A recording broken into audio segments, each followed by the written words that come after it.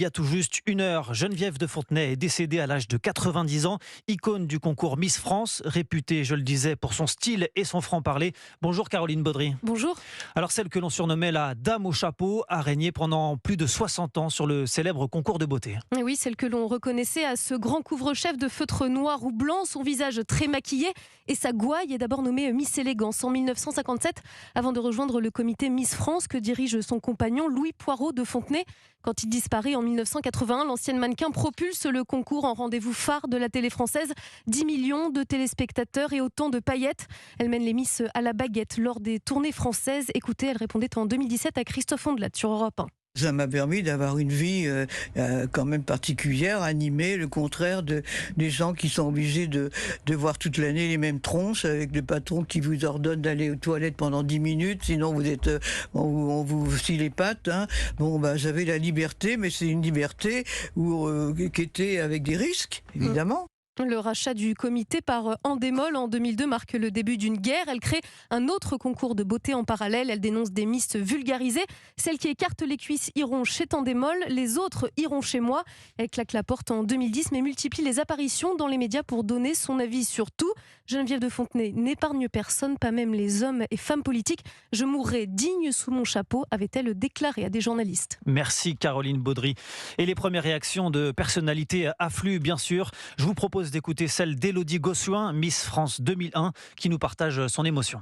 C'est vrai que forcément, elle a fait partie de ma vie pendant plus de 20 ans. Elle était entrée dans ma famille et c'était une femme que je continuais à vouvoyer alors qu'elle avait une place particulière. C'était une grande dame sans concession, intègre, fidèle. Une grande dame comme on en fait peu et qui justement se battait pour les autres aussi. Elle m'a inculqué des valeurs, un peu une seconde éducation après celle de mes parents, qui tout autre, très complémentaire. Mais une dame avec un cœur immense et malgré son uniforme, on va dire, de gendarme, entre guillemets, de garante d'une institution qui parfois peut être décriée comme ringarde ou surannée, je crois qu'au contraire, elle était d'une modernité incroyable et je parlais de tous les sujets avec elle, comme c'est compliqué de le faire au sein d'une famille habituellement. Donc ouais, nos discussions vont me manquer et franchement, pour ceux qui ont eu la chance de le rencontrer, il y a très peu de gens de cette envergure qu'on croise dans notre vie, quoi. Élodie Gossuin au micro européen d'Alexis de la Fléchère et je vous le disais en titre, Geneviève de Fontenay, on en reparle tout à l'heure à partir de 12h45. 2 avions ont donc atterri cette nuit à Paris en provenance de Niamey. À leur bord, plus de 350 Français contraints d'évacuer en urgence le Niger après le putsch qui a démis le président Mohamed Bazoum et les manifestations anti-françaises qui ont suivi. Bonjour Antoine Bienvaux. Bonjour Alexandre. Vous êtes à Roissy pour Europe 1 et vous avez pu échanger avec les premiers rapatriés.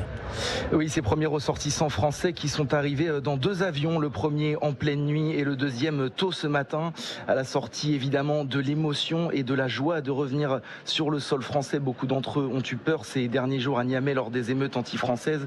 Écoutez d'ailleurs le soulagement de cette femme à la sortie de l'aéroport ce matin.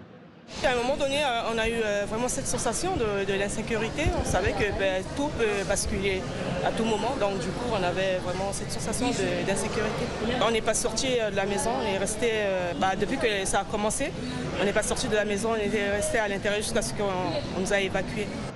Voilà le soulagement donc pour cette passagère et d'autres vont la suivre dans la journée puisqu'au moins un autre vol en provenance de Niamey doit atterrir ici à Roissy. Cet avion, il était prévu à 9h mais devrait finalement se poser dans l'après-midi. Un 4e avion pourrait également décoller du Niger selon les autorités. À noter que tous ces vols transportent évidemment des Français mais également des ressortissants étrangers qui s'étaient inscrits sur les listes de l'ambassade de France en cas d'éventuelle évacuation. Les rapatriements devraient donc être terminés dès ce soir. Un retour express comme l'avaient souhaité les autorités françaises. Merci Antoine. Antoine Bienvaux donc en direct de l'aéroport de Roissy. Aux États-Unis, Donald Trump inculpé pour complot contre l'Amérique. L'ancien locataire de la Maison-Blanche est soupçonné par un grand jury américain d'avoir exercé des pressions qui auraient conduit à l'attaque du Capitole le 6 janvier 2021. Aviva Fried, vous êtes la correspondante d'Europe 1 à Washington. C'est probablement l'affaire la plus sérieuse pour Donald Trump qui va être présentée à un juge aujourd'hui. Oui, 4 chefs d'inculpation pèsent sur Donald Trump, parmi lesquels celui de complot à l'encontre de l'État américain et celui d'entrave à une procédure officielle. On lui reproche d'avoir menti en prétendant qu'il avait vraiment remporté l'élection. L'ancien président savait pertinemment qu'il mentait, mais il a tout fait pour jeter le doute sur les résultats de la présidentielle et les faire annuler, avec des conséquences très graves, comme l'a expliqué le procureur spécial Jack Smith. L'attaque du Capitole était un assaut sans précédent contre le siège de la démocratie américaine. Elle a été incitée par des mensonges de l'accusé, visant à faire obstruction à un fondement du gouvernement américain. L'acte d'accusation détaille notamment comment Donald Trump a fait pression en vain sur son vice-président pour qu'il change le résultat de l'élection, en lui reprochant même d'être trop honnête. À l'annonce de l'inculpation, l'équipe de Donald Trump a crié à une machination politique digne de l'Allemagne nazie. Les ténors du Parti républicain, eux, continuent de le défendre bec et ongle, car Donald Trump est plus que jamais le favori pour décrocher la nomination de son parti. Ses 2 précédentes inculpations lui avaient d'ailleurs permis de grimper dans les sondages. Aviva Fried, correspondante d'Europe 1 à Washington. Les Journées mondiales de la jeunesse à Lisbonne, rendez-vous festif des jeunes catholiques du monde entier. 40 000 Français sont sur place et un invité qui vient d'arriver, le pape François. Programme plutôt diplomatique aujourd'hui pour le souverain pontife, avant de célébrer ce dimanche la grande messe de clôture devant près d'1 million de fidèles. Retour en France et comme près de 7 Français sur 10, vous partirez sans doute cet été en vacances en voiture. Alors si vous empruntez l'autoroute, attention car l'Association des sociétés françaises d'autoroutes appelle à la vigilance. Le nombre d'accidents mortels a ainsi fortement augmenté sur les voies rapides l'an dernier. 188 décès, soit plus 43% par rapport à 2021. Écoutez les explications de Christophe Boutin, délégué général de l'ASFA. 43% de tués en plus, c'est une progression considérable. Le trafic, lui, a progressé de 7,5%. On n'est pas du tout dans le même ordre de grandeur entre la progression du trafic et la progression des accidents. La principale cause d'accidents mortels sur autoroute, c'est depuis maintenant 2 ans, le facteur alcool, drogue, médicaments. 23% des accidents mortels ont ce facteur comme cause de l'accident. C'est un facteur qui se détache des autres facteurs qui sont la somnolence et la fatigue. Sur autoroute, la conduite peut sembler rassurante parce que l'infrastructure est très sûre, mais malgré tout, la vitesse élevée des véhicules induit un danger particulier. Et donc, il faut rester vigilant et il faut rester tout le temps en situation de conduite. Christophe Boutin, délégué général de l'ASFA, l'Association des sociétés françaises d'autoroutes. Allez, on termine ce journal avec un défi fou et lancé pour la bonne cause. Le défi, c'est celui d'un homme, Ludovic Francesche, un éboueur influenceur sur les réseaux sociaux. Il s'est lancé lundi dans une folle aventure de 800 km à pied. Avec 3 compères, il va parcourir la mythique Nationale 7 jusqu'à Marseille pour ramasser le plus de déchets possible. Objectif, accumuler au moins 10 tonnes de détritus sur le chemin de la cité phocéenne.